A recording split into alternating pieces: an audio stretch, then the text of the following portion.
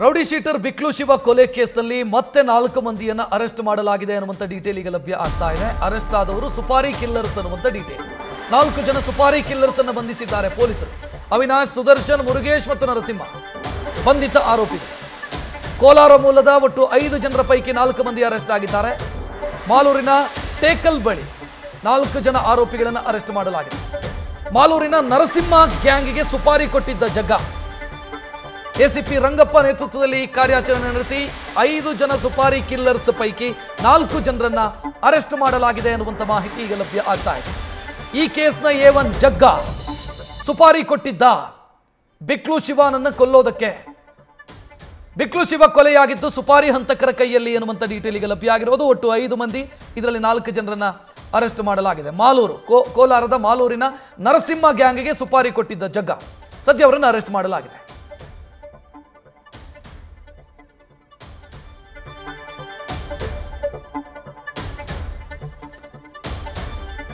ಹೆಚ್ಚಿನ ಡೀಟೇಲ್ ನೀಡೋದಕ್ಕೆ ನಮ್ಮ ಪ್ರತಿನಿಧಿ ಪ್ರಜ್ವಲ್ ಫೋನ್ ಸಂಪರ್ಕದಲ್ಲಿ. ಪ್ರಜ್ವಲ್, ಹೆಚ್ಚಿನ ಡೀಟೇಲ್ ಏನಿದೆ ಇದಕ್ಕೆ ಸಂಬಂಧಿಸಿ? ರಕ್ಷತ್, ಬಿಕ್ಲು ಶಿವನ ಹತ್ಯೆ ಪ್ರಕರಣಕ್ಕೆ ಸಂಬಂಧಪಟ್ಟಂತೆ ಇನ್ನೂ 4 ಆರೋಪಿಗಳನ್ನ ಈಗಾಗಲೇ ಪೊಲೀಸರು ಕೂಡ ಬಂಧಿಸಿಕೊಂಡಿರುವಂತದ್ದು. ಅವರು ಅವಿನಾಶ್, ಸುದರ್ಶನ್, ಮುರುಗೇಶ್ ಹಾಗೆ ನರಸಿಂಹ ಅನ್ನುವಂತ ಆರೋಪಿಗಳನ್ನ ಬಂಧಿಸಿದ್ದಾರೆ. ಈ 4 ಜನ ಕೂಡ ಸುಪಾರಿ ಕಿಲ್ಲರ್ಸ್ ಅನ್ನುವಂಥದ್ದೇನಿದೆ ಅದು ಗೊತ್ತಾಗ್ತಾ ಇದೆ. ಕೋಲಾರ ಮೂಲದ ಈ ಒಂದು 4 ಜನ ಏನಿರ್ತಾರೆ, ಇವರು ಈ ಒಂದು ಕೊಲೆಯಲ್ಲಿ ಭಾಗಿಯಾಗಿದ್ರು. ಹಾಗೆ ಇವರು ಜಗ್ಗನೊಂದಿಗೆ ನಿರಂತರವಾಗಿ ಸಂಪರ್ಕದಲ್ಲಿದ್ರು. ಜಗ್ಗ ಬ್ಯಾಕಪ್ ಟೀಮ್ ಅನ್ನ ರೆಡಿ ಮಾಡ್ಕೊಂಡಿರ್ತಾನೆ. ಯಾಕೆ ಅಂತ ಹೇಳಿದ್ರೆ, ಒಂದು ಕಡೆಯಲ್ಲಿ ಏನಾದ್ರೂ ಬಿಕ್ಲು ಶಿವ ಮಿಸ್ ಆದ ಅಂತ ಹೇಳಿದ್ರೆ ಬೇರೆ ಒಂದು ಟೀಮ್ ಏನಿರುತ್ತೆ ಅವರು ಇವನನ್ನ ಸಾಯಿಸಲೇಬೇಕು ಅನ್ನುವಂತ ಒಂದು ಪ್ಲಾನ್ ಅನ್ನ ಕೂಡ ಮಾಡ್ಕೊಂಡಿರ್ತಾರೆ. ಆ ಒಂದು ಟೀಮ್ ನಲ್ಲಿ ಇವರು ಇದ್ರು ಅನ್ನುವಂತ ಒಂದು ಮಾಹಿತಿ ಇದೆ, ಅದು ಈಗ ಲಭ್ಯವಾಗ್ತಾ ಇರುವಂತದ್ದು. ಸದ್ಯ ಮಾಲೂರಿನ ಟೇಕಲ್ನ ಬಳಿಯಲ್ಲಿ ಆರೋಪಿಗಳನ್ನ ಪೊಲೀಸರು ಬಂಧಿಸಿದ್ದಾರೆ. ಹೆಚ್ಚಿನ ವಿಚಾರಣೆಯನ್ನ ಕೂಡ ನಡೆಸ್ತಾ ಇದ್ದಾರೆ. ಅಂದ್ರೆ ಎಷ್ಟಕ್ಕೆ ಇವರು ಸುಪಾರಿಯನ್ನ ಪಡೆದಿದ್ರು ಅನ್ನೋದ್ರ ಬಗ್ಗೆ ಕೂಡ ಮಾಹಿತಿಯನ್ನ ಕಲೆ ಹಾಕಬೇಕಾಗುತ್ತೆ. ಈ ಒಂದು ಪ್ರಕರಣದಲ್ಲಿ ಸದ್ಯ ಪೊಲೀಸರು ಆ ನಿಟ್ಟಿನಲ್ಲಿ ತನಿಖೆಯನ್ನ ಕೂಡ ಮಾಡ್ತಾ ಇರುವಂತದ್ದು. ಈ 4 ಏನಿರ್ತಾರೆ ಇವರು ಕೋಲಾರದಿಂದ ಬೆಂಗಳೂರಿಗೆ ಬಂದಿರ್ತಾರೆ. ಹಾಗೆ ಕಿರಣ್ ಗ್ಯಾಂಗ್ ಒಂದು ಕಡೆಯಲ್ಲಿ ಕೆಲಸವನ್ನ ಮಾಡ್ತಾ ಇದ್ರೆ, ಇನ್ನೊಂದು ಕಡೆಯಲ್ಲಿ ನರಸಿಂಹ ಗ್ಯಾಂಗ್ ಏನಿದೆ ಇದು ಇನ್ನೊಂದು ಕಡೆಯಲ್ಲಿ ಕೆಲಸವನ್ನ ಮಾಡ್ತಾ ಇರುತ್ತೆ. ಒಟ್ಟು ಈ 2 ಗ್ಯಾಂಗ್ಗಳ ಮುಖಾಂತರವಾಗಿ ಆತನನ್ನ ಸಾಯಿಸಬೇಕು ಅನ್ನುವಂಥದ್ದು ಏನಿತ್ತು ಅದು ಜಗ್ಗಾನ ಐಡಿಯಾ ಆಗಿತ್ತು ಅನ್ನುವಂಥದ್ದೇನಿದೆ ಅದು ತನಿಖೆ ವೇಳೆಯಲ್ಲಿ ಗೊತ್ತಾಗ್ತಾ ಇರುವಂತದ್ದು.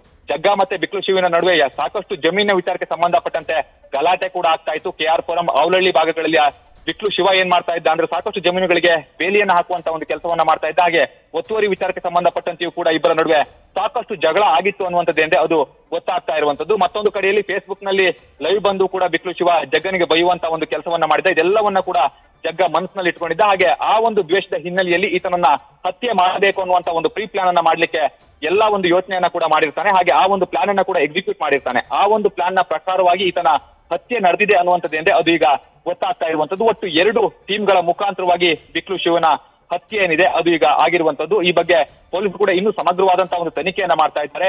A1 ಆರೋಪಿ ಜಗ್ಗ ಈಗಾಗಲೇ ಎಸ್ಕೇಪ್ ಆಗಿರೋದ್ರಿಂದಾಗಿ ಆತನಿಗಾಗಿ ಹುಡುಕಾಟ ಕೂಡ ನಡೀತಾ ಇದೆ. ಈ ಒಂದು ಪ್ರಕರಣದಲ್ಲಿ ಇನ್ನೂ ಸಾಕಷ್ಟು ಜನರನ್ನ ಬಂಧಿಸುವಂತ ಒಂದು ಸಾಧ್ಯತೆಯೂ ಕೂಡ ದಟ್ಟವಾಗಿದೆ ಅಂತ ಹೇಳ್ಬೋದು. ಯಾಕೆ ಅಂತ ಹೇಳಿದ್ರೆ ಇನ್ನೂ ಯಾರ್ಯಾರು ಇವರಿಗೆ ಸಹಾಯವನ್ನ ಮಾಡಿದ್ದಾರೆ ಅನ್ನೋದ್ರ ಬಗ್ಗೆ ಕೂಡ ಪೊಲೀಸರು ತನಿಖೆಯನ್ನ ಮಾಡ್ತಾ ಇರುವಂತದ್ದು. ಪ್ರತಿಯೊಬ್ಬ ಆರೋಪಿಯ CDR ಆಗಿರ್ಬೋದು, ಹಾಗೆ ಟವರ್ ಡಂಪ್ ಅನ್ನ ತೆಗೆದು ಕೂಡ ಪರಿಶೀಲನೆಯನ್ನ ಮಾಡ್ತಾ ಇದ್ದಾರೆ. ಆವತ್ತಿನ ದಿನ ಅಂದ್ರೆ ಕೊಲೆಯಾದಂತಹ ಸಂದರ್ಭದಲ್ಲಿ ಯಾವ ವ್ಯಕ್ತಿಗಳು ಆ ಒಂದು ಸ್ಥಳದಲ್ಲಿ ಇದ್ರು ಅನ್ನೋದ್ರ ಬಗ್ಗೆ ಕೂಡ ಮಾಹಿತಿಯನ್ನ ಕಲೆ ಹಾಕ್ತಾ ಇರುವಂತದ್ದು. ಟವರ್ ಡಂಪ್ ಮುಖಾಂತರವಾಗಿ ಕೂಡ ಮಾಹಿತಿಯನ್ನ ಕಲೆ ಹಾಕುವಂತ ಒಂದು ಕೆಲಸವನ್ನ ಮಾಡ್ತಾ ಇದ್ದಾರೆ. ಅಂದ್ರೆ ಒಂದು ಕಡೆ ಟೆಕ್ನಿಕಲ್ ಎವಿಡೆನ್ಸ್ ಕಲೆಕ್ಟ್ ಅನ್ನ ಮಾಡ್ತಾ ಇದ್ರೆ, ಮತ್ತೊಂದು ಕಡೆಯಲ್ಲಿ ಯಾರ್ಯಾರು ಹತ್ಯೆಯಲ್ಲಿ ಭಾಗಿಯಾಗಿದ್ರು ಹಾಗೆ ಆರೋಪಿಗಳು ಹೇಳ್ತಾ ಇರುವಂತಹ ಮಾಹಿತಿಯ ಆಧಾರದ ಮೇಲೆ ಇನ್ನೂ ಸಾಕಷ್ಟು ಜನ ಇದರಲ್ಲಿ ಭಾಗಿಯಾಗಿದ್ದಾರೆ ಅನ್ನುವಂಥದ್ದೇ ಅದು ಗೊತ್ತಾಗ್ತಾ ಇರುವಂತದ್ದು. ಅವರನ್ನ ಕೂಡ ಬಂಧಿಸಲಿಕ್ಕೆ ಈಗಾಗಲೇ ಪೊಲೀಸರು ಕೂಡ ಮುಂದಾಗಿರುವಂತದ್ದು. ರಕ್ಷತ್, ಥ್ಯಾಂಕ್ ಯು ಪ್ರಜ್ವಲ್ ಮಾಹಿತಿಗೆ. ನ್ಯೂಸ್ ಫಸ್ಟ್, ನಿರ್ಭೀತಿಯಿಂದ ನಿಮ್ಮ ಪರವಾಗಿ.